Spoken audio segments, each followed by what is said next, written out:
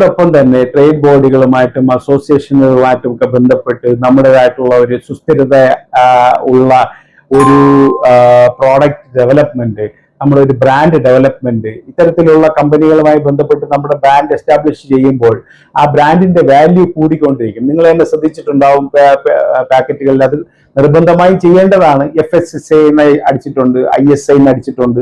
ഇതൊക്കെ കാണുമ്പോൾ നമ്മളിപ്പോ ഒരു പ്രോഡക്റ്റ് വാങ്ങിക്കാൻ പോകുന്ന, നമ്മൾ തന്നെ മാർക്കറ്റിൽ പോയിട്ട് ഒരു ഗ്രോസറി ഷോപ്പിൽ പോയിട്ട് ഒരു പ്രോഡക്റ്റ് വാങ്ങിക്കുന്നു എന്ന് വിചാരിക്കും, അല്ലെങ്കിൽ ഒരു മാളിൽ പോയിട്ട് ഒരു പ്രോഡക്റ്റ് വാങ്ങിക്കുന്നു എന്ന് വിചാരിക്കും. നമ്മുടെ അടുത്ത് സെയിൽസ്മാൻമാരൊന്നും ഇല്ല, നമുക്ക് ഇന്ന പ്രോഡക്റ്റ് കൊള്ളാം എന്നുള്ള രീതിയിൽ പറഞ്ഞു തരാനുള്ള, പ്രൊമോട്ട് ചെയ്യാനുള്ള സെയിൽസ്മാൻമാർ അവൈലബിൾ അല്ല എന്ന് വിചാരിക്കും. നമ്മൾ ആദ്യം ചെയ്യുക എന്തായിരിക്കും?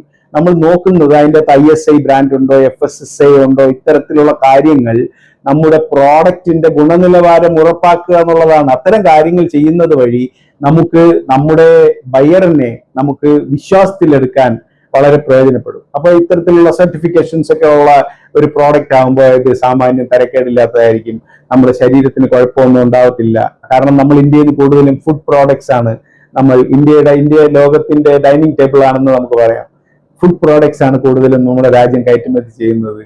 അപ്പോൾ മോശമല്ലാത്ത രീതിയിൽ അത്തരം കാര്യങ്ങൾ ചെയ്തു പോകണമെങ്കിൽ ഈ തരത്തിലുള്ള ഈ മേലെ പറഞ്ഞിട്ടുള്ള എല്ലാ സ്റ്റെപ്പുകളും ചെയ്ത് തീർത്ത് അതിന്റെ നോട്ട് ഉണ്ടാക്കി പെർഫെക്റ്റ് ആയിട്ടൊരു പ്ലാൻ ഉണ്ടാക്കിയ ശേഷം മാത്രമേ നമ്മൾ ഈ കച്ചവടത്തിലേക്ക് ഇറങ്ങാവൂ എന്നാണ് പ്രധാനമായി നമ്മൾ മനസ്സിലാക്കേണ്ടത്.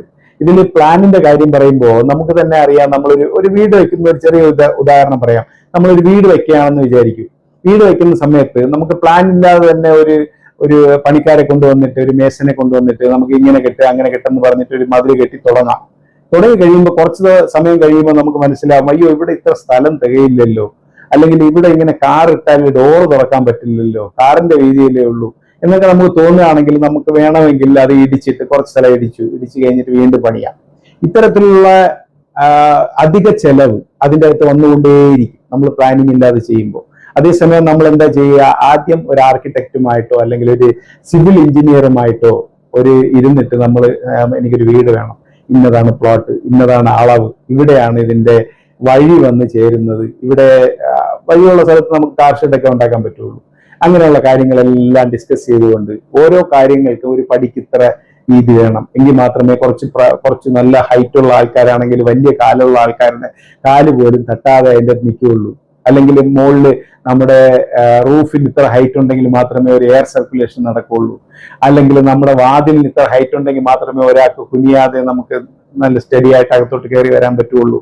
ഇങ്ങനെയുള്ള കാര്യങ്ങളെല്ലാം നമ്മൾ പ്ലാനിങ്ങിലാണ് കൊണ്ടുവരുന്നത്. അതുപോലെ തന്നെ ഇത്തരം കാര്യങ്ങളെല്ലാം